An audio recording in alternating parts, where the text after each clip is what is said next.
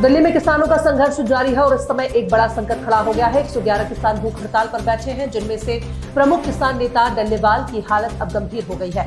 वे पिछले 50 दिनों से भूख हड़ताल पर हैं और उनके स्वास्थ्य पर चिंता जताई जा रही है। यह आंदोलन किसानों के हक में उनकी विभिन्न मांगों को लेकर चल रहा है।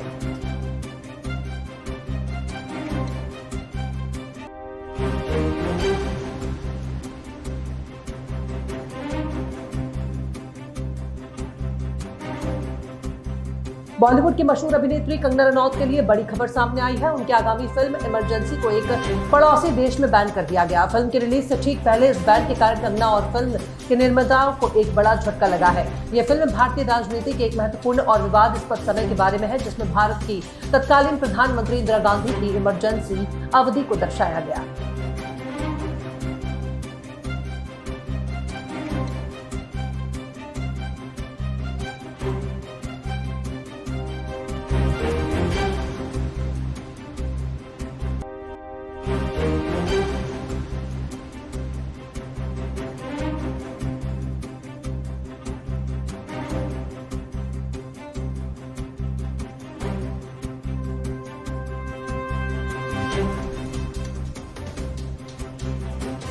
जम्मू कश्मीर में लगातार हो रहे विकास कार्यों से न केवल विपक्षी दल के नेता यानी वहां के मुख्यमंत्री उमर अब्दुल्ला और कश्मीर की आवाम गदगद है, बल्कि पड़ोसी देश पाकिस्तान में भी इसको लेकर खूब चर्चा हो रही है। प्रधानमंत्री नरेंद्र मोदी ने अभी हाल ही में जम्मू कश्मीर के गांदरबल जिले में सामरिक रूप से महत्वपूर्ण जोड़ मोड़ सुरंग के उद्घाटन किया, तो इसकी चर्चा पाकिस्तानी मीडिया में भी होने लगी।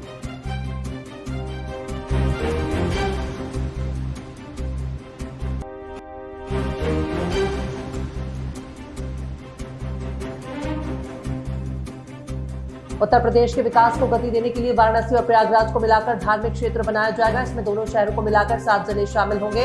इसका दायरा 22,000 वर्ग किलोमीटर से ज्यादा होगा। इसके लिए प्रदेश सरकार ने वाराणसी और प्रयागराज को मिलाकर क्षेत्रीय विकास प्राधिकरण का गठन करने की तैयारी की है। इसका विकास धार्मिक क्षेत्र के किस तौर पर किया जाएगा? विकास क्षेत्र जहाँ अत्याधुनिक तकनीक से लैस होगा।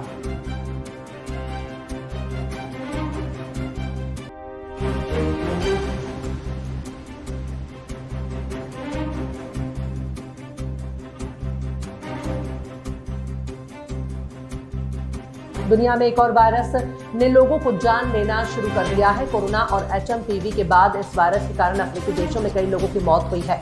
अकेले तंजानिया में 8 लोगों की मौत हुई है। इस नए वायरस से विश्व स्वास्थ्य संगठन यानी WHO भी सतर्क हो गया है।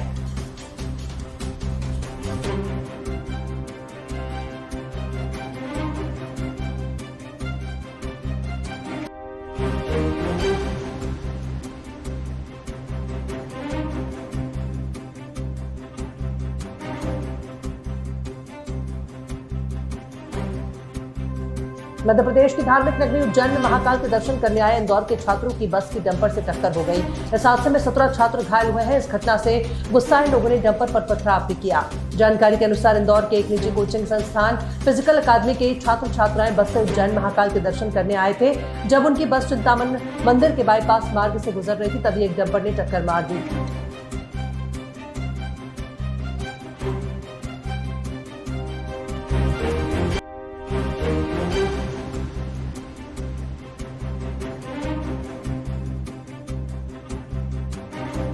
सियासत 2028 को लेकर मध्य प्रदेश सरकार हरिद्वार की तर्ज पर 1250,000 बीघा क्षेत्र में विकास करने जा रही है। इसकी घोषणा खुद मध्य प्रदेश के मुख्यमंत्री डॉक्टर मोहन यादव ने की है। उन्होंने कहा कि हर बार सिंहस्थ में अस्थायी इंतजामों पर काफी राशि खर्च होती है। इसी के चलते अब हरिद्वार को मॉडल बनाकर विकास किया जाएगा।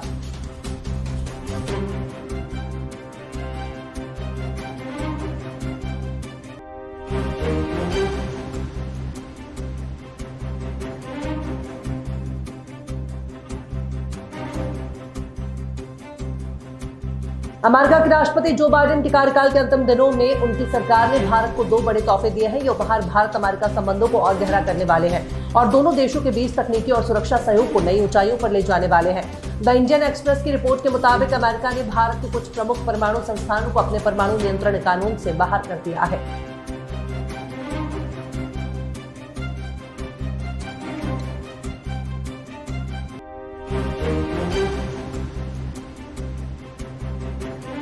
देश भर में प्रयागराज में आयोजित हो रहे भव्य महाकुंभ की चर्चा हो रही है। कोने कोने से तमाम साधु संत अखाड़े और श्रद्धालु महाकुंभ में पहुंच रहे हैं। इन दिनों संगम नगरी की भव्यता देखते ही बन रही है। इसी बीच महाकुंभ में अब सीएम योगी के नेतृत्व में यूपी कैबिनेट की बैठक भी तैयारी की जा रही है, जिसमें यूपी सरकार के सभी मंत्री शामिल होंगे। हालांकि ये बैठक कब होगी, इसको लेकर तारीख को लेकर अभी कोई फैसला नहीं हो पाया है।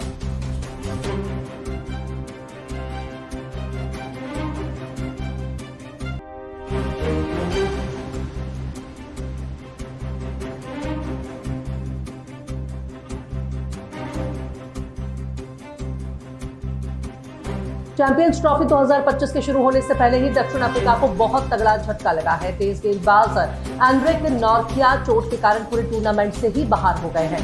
नॉर्थिया पिछले साल T20 वर्ल्ड कप के बाद से अंतर्राष्ट्रीय क्रिकेट नहीं खेले थे। हाल ही में उन्हें दक्षिण अफ्रीका की चैंपियंस ट्रॉफी स्क्वाड में शामिल किया गया था।